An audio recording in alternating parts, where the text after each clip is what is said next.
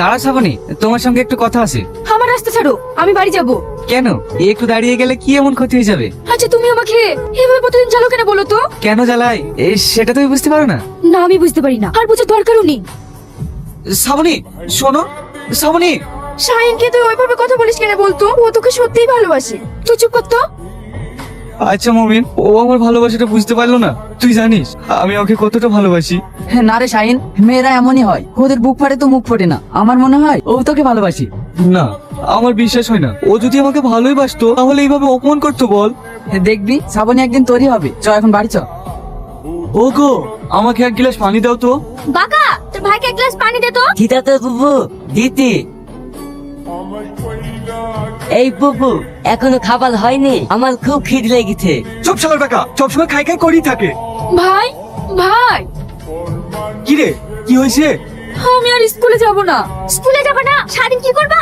ঠিক আছে, ভালোই হবে, আমরা দুজনে লুডু খেলা খেলবো। এই তুই চুপ কর। যাবেনি কেন? কি হয়েছে বল? আমি যখন স্কুল থেকে বাড়ি আসি ওই পরে শাহিন আমাকে বলতে বলে। ঠিক আছে, তোকে আর স্কুলে যেতে হবে না, আমি মাস্টার লাইবো, কালকে তুই বাড়িতে পড়াশোনা করবি। ঠিক আছে যা।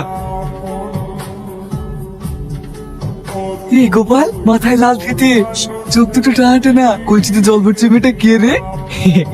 চিনতে পারছি তো কর্তা, ও সেই ইয়াসিনের বোন শ্রাবণী। বেশ ডাগর ডুগর হয়ে উঠেছে তো।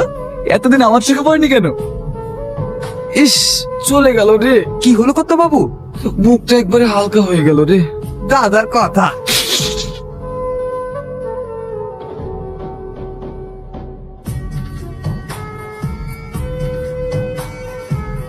আমার কলসিটা ভেঙে দিলে, এখন বাড়ি গেলে ভাবি আমাকে বইবে। সামান্য একটা কলসি ভেঙে গিয়েছে তাই এমন করছো, আর আমার ভিতরটা যে ভেঙে চুরমার হয়ে গিয়েছে তার খবর কে নেবে? জানি না। তুমি কিছু মনে করো না, তোমাকে একটা নতুন কলসি কিনে দেবো। থাক, হাত তোর দেখাতে হবে না। কি রে শাহিন, গল্প করবে না বলটা দিবি? তোমার বন্ধুরা বলটা চাইছি। কি দেখছো? যাও।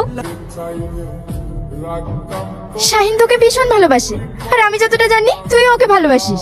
ছাড় তো, চ।